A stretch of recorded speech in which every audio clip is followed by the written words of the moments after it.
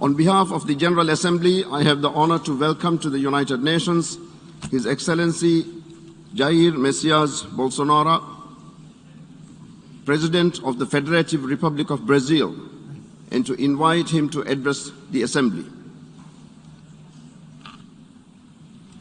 Ok. Bom dia a todos. Senhor Presidente da Assembleia Geral, Abdullah Shahid, Senhor Secretário-Geral das Nações Unidas, Antônio Guterres, senhores chefes de Estado e de Governo e demais chefes de delegação, senhoras e senhores, é uma honra abrir novamente a Assembleia Geral das Nações Unidas. Venho aqui mostrar o Brasil diferente daquilo publicado em jornais ou visto em televisões. O Brasil mudou e muito depois que assumimos o governo em janeiro de 2019. Estamos há 2 anos e 8 meses sem qualquer caso concreto de corrupção.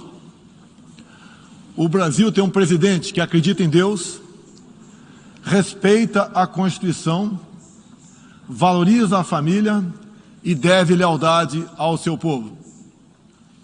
Isso é muito. É uma sólida base se levarmos em conta que estávamos à beira do socialismo. Nossas estatais davam prejuízos de bilhões de dólares no passado. Hoje são lucrativas. Nosso Banco de Desenvolvimento era usado para financiar obras em países comunistas, sem garantias. Quem honrava esses compromissos era o próprio povo brasileiro. Tudo isso mudou. Apresento agora um novo Brasil, com sua credibilidade já recuperada diante do mundo. O Brasil possui o maior programa de parceria de investimentos com a iniciativa privada de sua história. Programa que já é uma realidade e está em franca execução. Até aqui foram contratados 100 bilhões de dólares de novos investimentos e arrecadados 23 bilhões de dólares em outorgas. Na área de infraestrutura, leiloamos para a iniciativa privada 34 aeroportos e 29 terminais portuários. Já são mais de 6 bilhões de dólares em contratos privados para novas ferrovias. Introduzimos o sistema de autorizações ferroviárias, o que aproxima nosso modelo ao americano. Em poucos dias recebemos 14 requerimentos de autorizações para novas ferrovias, com quase 15 bilhões de dólares em investimentos privados. Em nosso governo, promovemos o ressurgimento do modal ferroviário. Como reflexo, menor consumo de combustíveis fósseis e redução do custo Brasil, em especial no barateamento de produção de alimentos. Grande avanço vem acontecendo na área do saneamento básico. O maior leilão da história do setor foi realizado em abril, com concessão ao setor privado dos serviços de distribuição de água e esgoto no estado do Rio de Janeiro. Temos tudo o que o investidor procura: um grande mercado consumidor, excelentes serviços, tradição de respeito a contratos e confiança no nosso governo. Também anuncio que nos próximos dias realizaremos o leilão para a implementação da tecnologia 5G no Brasil. Nossa moderna e sustentável agricultura de baixo carbono alimenta mais de 1 bilhão de pessoas no mundo e utiliza apenas 8% do território nacional. Nenhum país do mundo possui uma legislação ambiental tão completa quanto a nossa. Nosso Código Florestal deve servir de exemplo para outros países. O Brasil é um país com dimensões continentais, com grandes desafios ambientais. São 8,5 milhões de quilômetros quadrados, dos quais 66%, 2/3, são vegetação nativa, a mesma desde o seu descobrimento em 1500. Somente no bioma amazônico, 84% da floresta está intacta, abrigando a maior biodiversidade do planeta. Lembro que a região amazônica equivale à área de toda a Europa Ocidental. Antecipamos de 2060 para 2050 o objetivo de alcançar a neutralidade climática.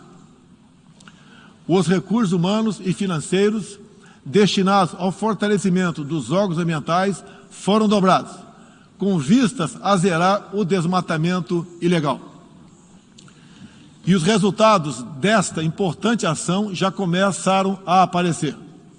Na Amazônia, tivemos uma redução de 32% do desmatamento no mês de agosto, quando comparado a agosto do ano anterior. Qual país do mundo tem uma política de preservação ambiental como a nossa? Os senhores estão convidados a visitar a nossa Amazônia.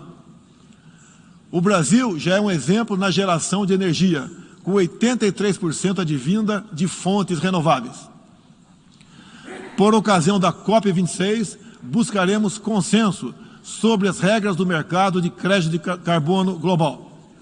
Esperamos que os países industrializados cumpram efetivamente seus compromissos com o financiamento de clima em volumes relevantes. O futuro do emprego verde está no Brasil. Energia renovável, agricultura sustentável, indústria de baixa emissão, saneamento básico, tratamento de resíduos e turismo. Ratificamos a Convenção Interamericana contra o Racismo e formas correlatas de intolerância. Temos a família tradicional como fundamento da civilização. E a liberdade do ser humano só se completa com a liberdade de culto e de expressão.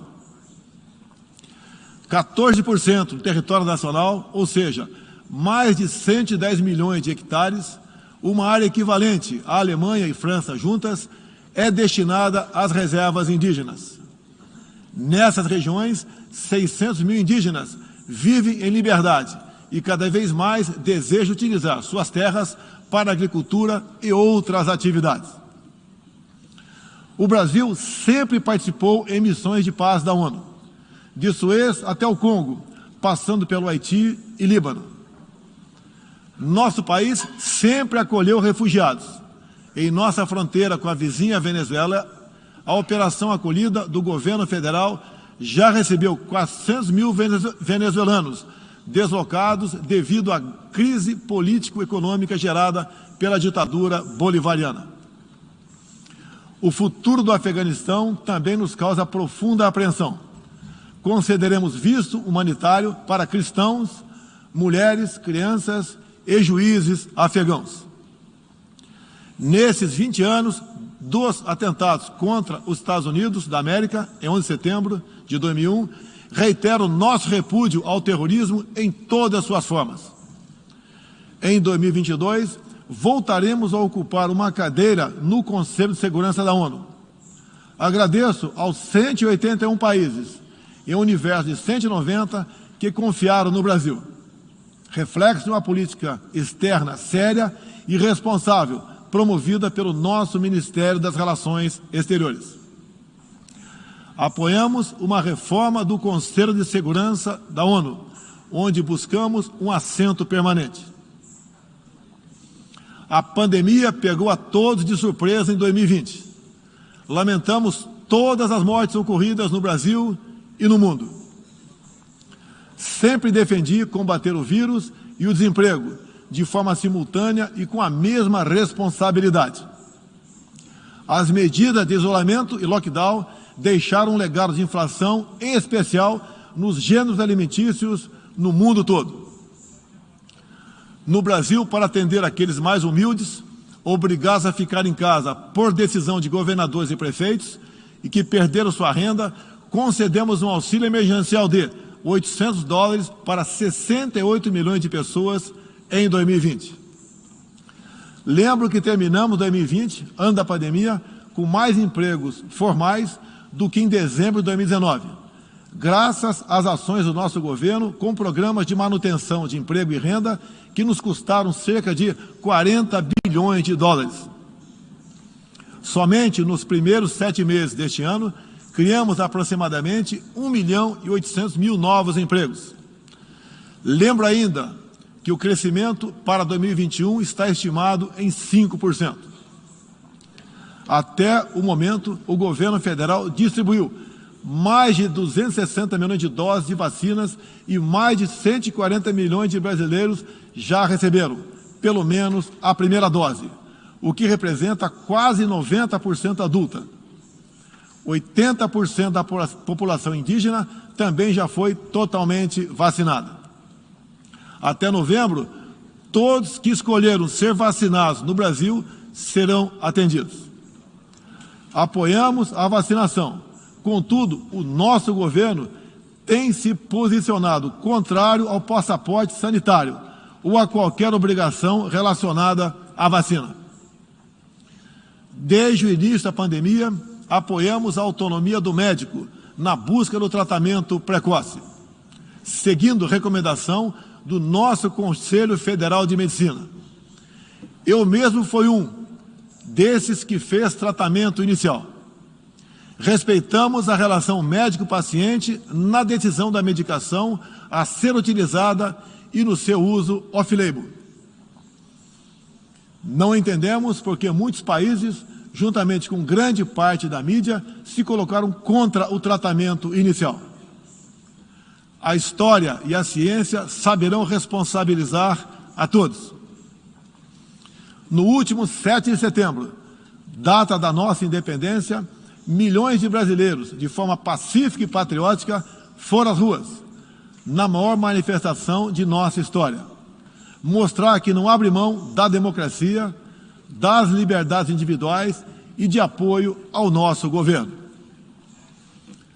Como demonstrado, o Brasil vive novos tempos. Na economia, temos um dos melhores desempenhos entre os emergentes. Meu governo recuperou a credibilidade externa e hoje se apresenta como um dos melhores destinos para investimentos. É aqui, nesta Assembleia Geral, que vislumbramos um mundo de mais liberdade, democracia, prosperidade e paz. Que Deus abençoe a todos.